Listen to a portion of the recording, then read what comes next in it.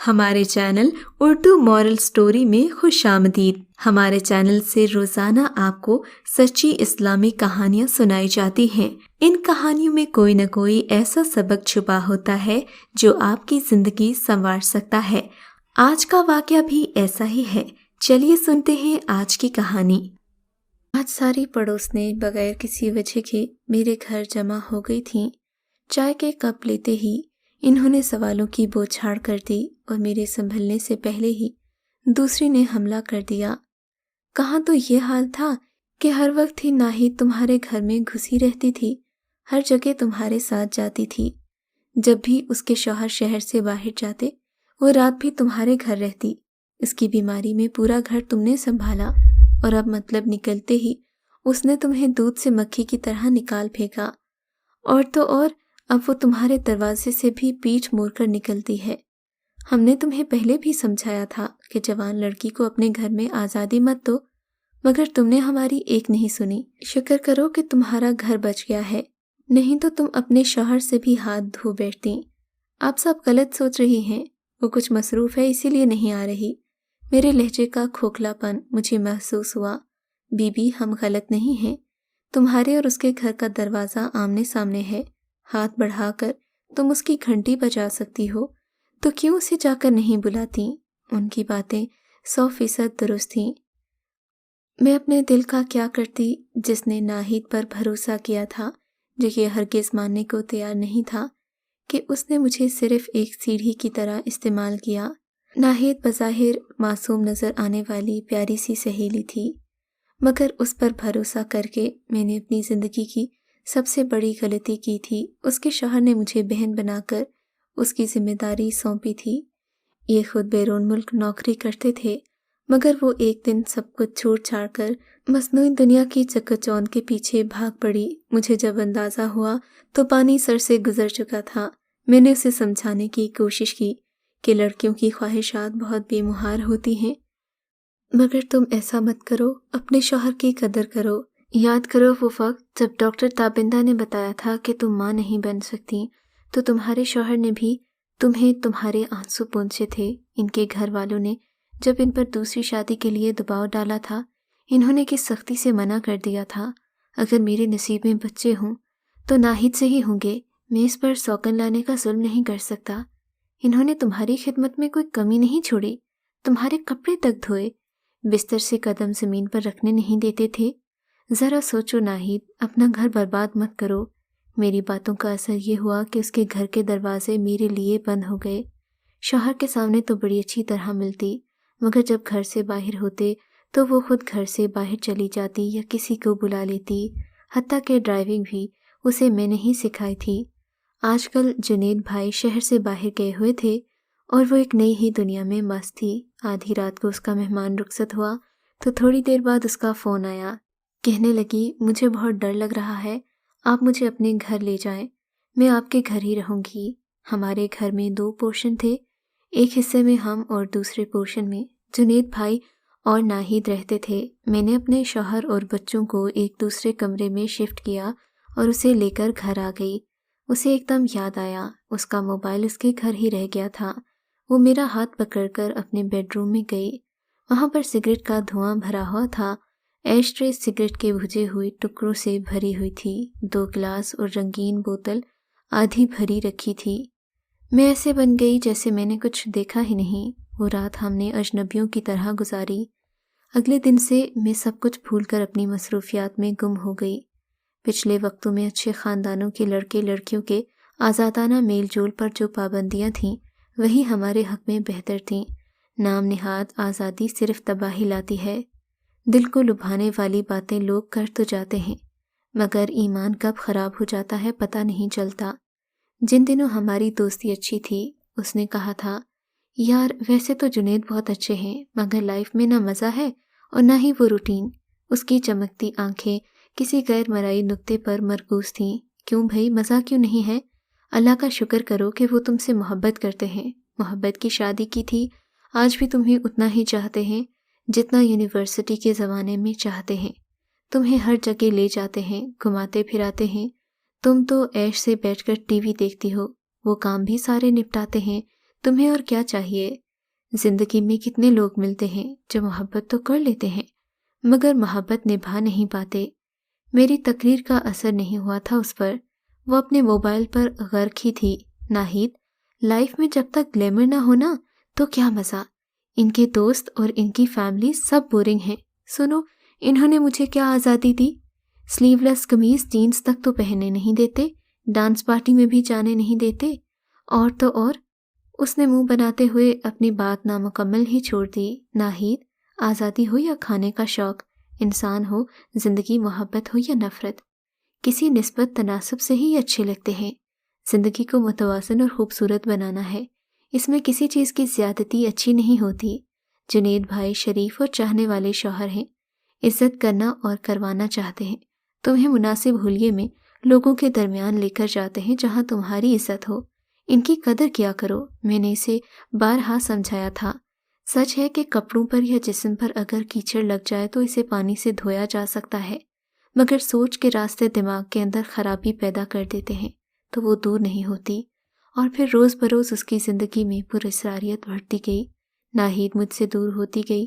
جنید بھائی جب بھی اپنے میکے جاتے تو وہ بھی اپنے میکے چلی جاتی۔ ایک دن اس کے والد صاحب سے ملاقات ہوئی۔ میں نے ناہید کی خیر خیریت پوچھی تو حیران ہو کر بولے، ارے مجھ سے کیا پوچھ رہی ہو؟ عرصہ ہو گیا تم لوگوں سے ملاقات کیے، پہلے تو تم سہیلیاں آتے جاتے مل جاتی تھیں، اب تو لگتا ہے ہمارے گھر کا راستہ ہی بھول گئی ہو، حتیٰ کہ فون تک نہیں کرتی، میں کروں تو موبائل بند ملتا ہے۔ ناہید نے تو بات کرنا بھی چھوڑ دی ہے، اور میرا دل پانی سے بھرے بادلوں کی طرح بوجھل ہو گیا جو برسنے کے لیے موزوں جگہ کی تلاش میں تھے۔ میرے شوہر اس وقت میرے ہی ساتھ تھے۔ انہوں نے مجھے سمجھایا کہ اپنی دوست کی زندگی میں اتنی مداخلت مت کرو، خود کو اس کی دوست سمجھو، بس اس کی زندگی سے دور رہو۔ آپ ٹھیک کہہ رہے ہیں، میں نے بوجھل دل سے کہا تھا۔ اس دن کے بعد سے ناہید لوٹ کر نہیں آئی، ہم انتظار ہی کرتے رہے۔ جنید بھائی 1 مہینے بعد گھر لوٹ کر آ گئے۔ انہیں دیکھ کر لگتا تھا جیسے سالوں کسی صحرا میں ننگے پاؤں اپنی متاع حیات کا پیچھا کر کے اپنی زندگی گنوا بیٹھے ہوں۔ اپنے گھر کا دروازہ ان سے کھل نہیں رہا تھا۔ ایک دن جنید بھائی مجھ سے کہنے لگے، ارے میں کیا بتاؤں بھابھی، میری جان مجھے چھوڑ کر نہ جانے کہاں چلی گئی۔ میں نے تو خواب میں بھی نہیں سوچا تھا، کیا کمی رہ گئی تھی میرے پیار میں۔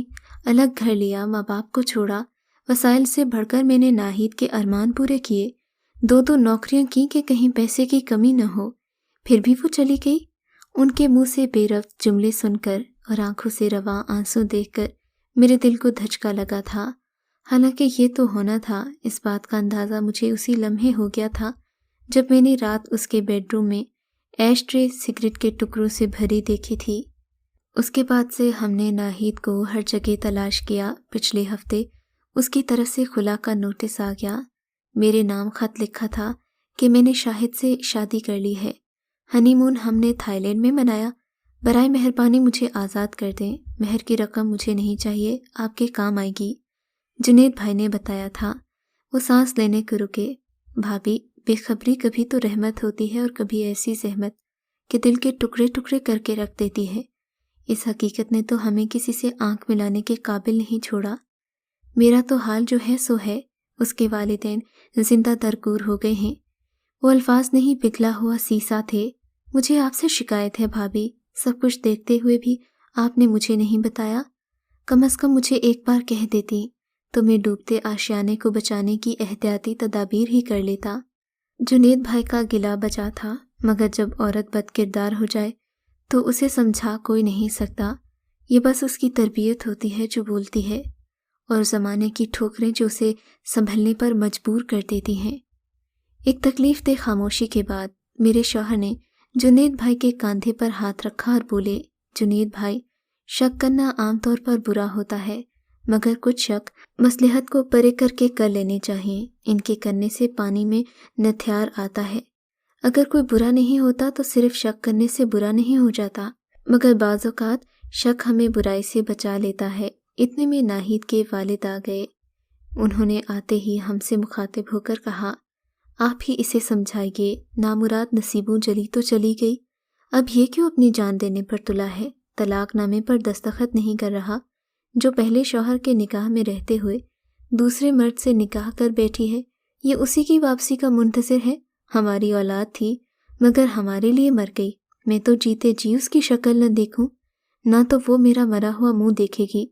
फिर ये क्यों उसके पीछे दीवाना बना फिर रहा है? तलाक देकर जान छुड़ाए।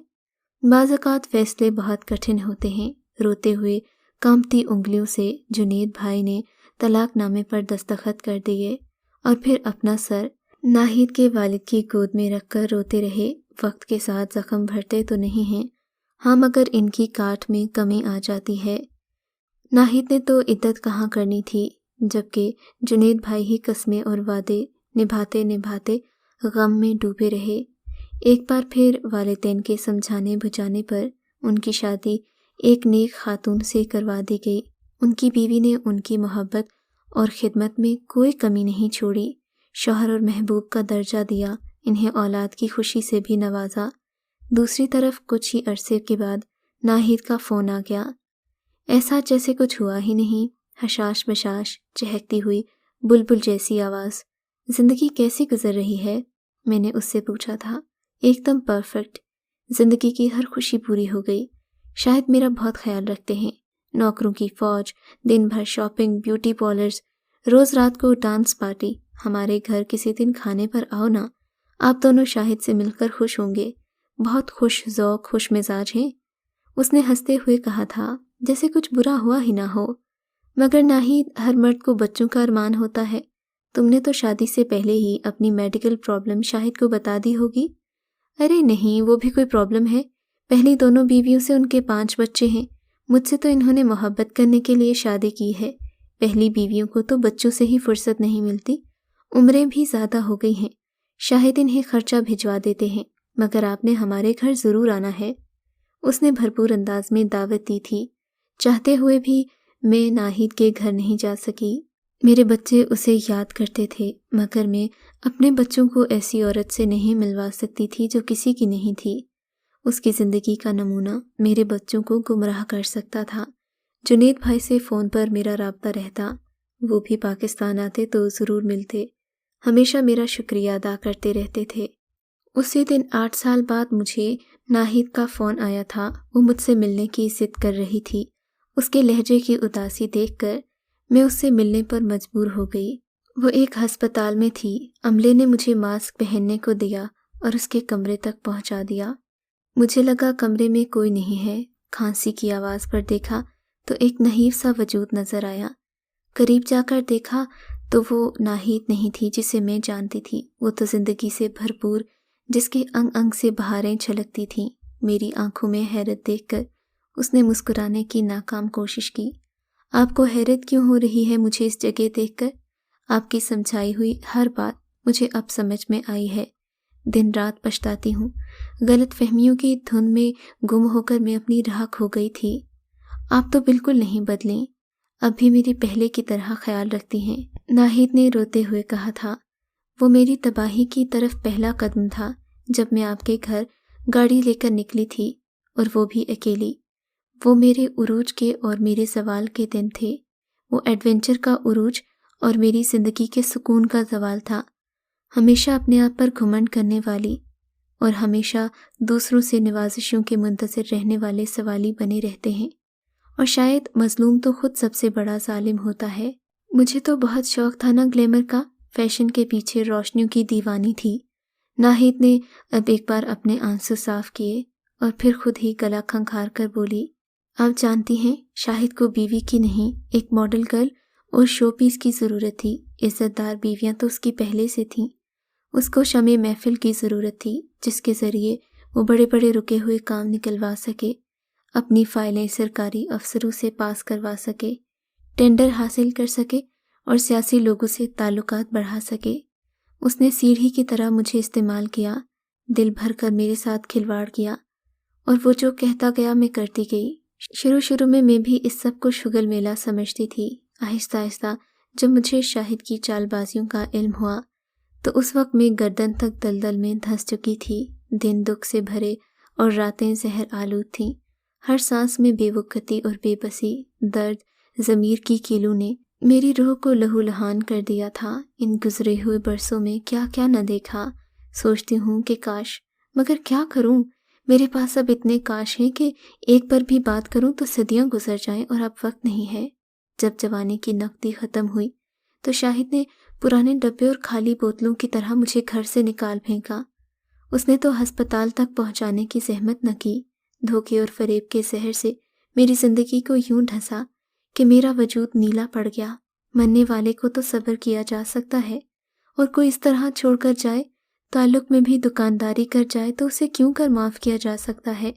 کاش گھر سے بھاگنے کی بجائے اس دن میں مر جاتی تو میرے پیاروں کو صبر آ جاتا۔ میں اس کی باتوں پر سسک پڑی۔ آپ رو رہی ہیں؟ اس نے اپنے آنسو صاف کیے۔ آپ نے آنسو میرے لیے ضائع نہ کریں، میں اس قابل نہیں۔ اب جب سارے دروازے بند ہو چکے ہیں تو کیا آپ میرا ایک کام کر دیں گی؟ امی ابو تو مجھ سے ناراض ہو گئے ہیں، میں نے انہیں غم ہی ایسا دیا۔ اب میں کچھ ہی دنوں کی مہمان ہوں، جنید کا سامنا نہیں کر سکتی۔ میرے مرنے سے پہلے ان سے معافی مانگ لیجیے گا، ان کا دل بہت بڑا ہے۔ مجھے یقین ہے کہ وہ اب بھی مجھ سے محبت کرتے ہوں گے، وہ مجھے معاف کر دیں گے۔ کاش ایک بار میں ان کے پیر پکڑ کر اپنی غلطیوں کی معافی مانگ سکتی۔ ہائے کاش پھر آ گیا۔ وہ ایک سرد آہ بھر کر چپ ہو گئی۔ نا امیدی کی باتیں کیوں کر رہی ہو ناہید؟ ہم تمہارا علاج کروائیں گے، تم پہلے جیسی ہو جاؤ گی، میں نے تسلی دی۔ میری بات سن کر وہ یوں ہنسی جیسے اسے میری بات کا یقین نہ ہو۔ ہاں، یہ بیماری بھی دوسروں ہی کا تحفہ ہے۔ اس نے ایسی بیماری کا نام لیا جسے دہراتے ہوئے بھی میری زبان لڑکھڑا گئی۔ اس روز شام کو جب جنید بھائی کو ناہید کی کہانی سنائی تو وہ اگلے دن فلائٹ لے کر پاکستان پہنچ گئے۔ ہم ایئرپورٹ سے ان کو سیدھے ہسپتال لے کر پہنچے تو ایدھی ایمبولینس اسے لے جانے کے لیے کھڑی تھی۔ لاوارثوں کے وہی تو وارث ہیں، مگر ناہید کا بے جان وجود وہ اپنے گھر لائے، عزت و آبرو کے ساتھ اسے اس کے آخری سفر پر روانہ کیا۔ جنید کو دیکھنے کی آخری خواہش کچھ اس انداز سے پوری ہوئی تھی کہ شاید کبھی اس نے خود بھی سوچا نہیں ہوگا۔ اگر آپ کو آج کا یہ واقعہ پسند آیا ہے تو اس ویڈیو کو لائک ضرور کیجیے، اور اس طرح کے مزید قصے سننے کے لیے ہمارے چینل اردو مورل سٹوری کو سبسکرائب ضرور کیجیے۔